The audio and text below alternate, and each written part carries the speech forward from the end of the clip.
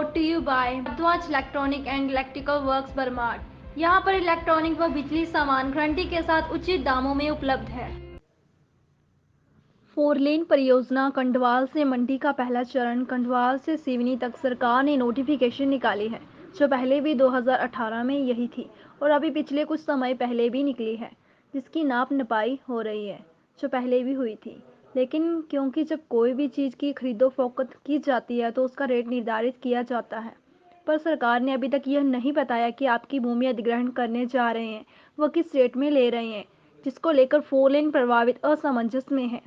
4 लेन प्रभावित व 4 लेन संघर्ष समिति के सचिव सुदर्शन शर्मा ने कहा कि जब कोई भी चीज़ की खरीदो फरोख्त की जाती है तो उसका रेट निर्धारित किया जाता है, पर सरकार ने अभी तक यह नहीं बताया कि आपकी भूमि अधिग्रहण करने जा रहे हैं वह किस रेट में ले रहे हैं। इसको लेकर प्रभावित असमंजस में हैं और दुखी हैं। उन्होंने कहा कि जब भी चुनाव आते हैं यह जिन निकल आता है।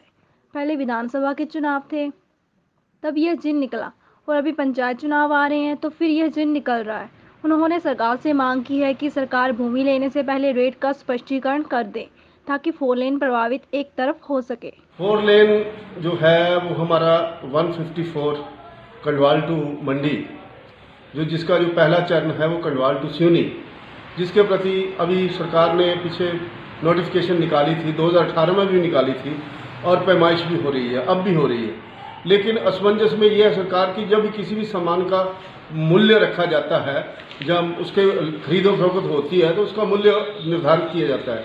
सरकार ने अभी तक ये नहीं बताया कि हम किस मोल से आपकी जो भूमि अधिग्रहण करने जा रहे हैं और किस मतलब पैमाइश के हिसाब से लिए जा रहे हैं। इसमें जो प्रभावित है वो मतलब असमंजस में है और दुखी हैं। जब भी सरकार के पास जाते हैं वो कहते हैं अभी तक हमारे पास कोई ऐसा लिखित रूप से नोटिफिकेशन नहीं आई है। लेकिन जब भी ये चुनावों का दिन आता है, पहले विधानसभा के चुनाव से तब इन्होंने ये दिन बाहर निकाल दिया था, अब पंचायती जहाँ नगर परिषद के चुनाव हैं तब ये दिन बाहर निकाल दिया है। मुझे तो ये समझ ही नहीं आती है कि यदि आप चुनावों के मद्देनजर ऐसा करने जा रहे हैं तो सीधा एक तरफा डिसीजन लें, ताकि जो प्रभावित हैं वो अपने आप को सुरक्षित माने और ये सोच के चले कि हमारी जो जमीन जा रही है उसका हमें ये मोल मिल रहा है, ताकि हम आगे भी पुनर्स्थापित हो सके और उसके लिए हमें सरकार जो मोल दे रही है उसके मुताबिक हम जमीन खरीदें।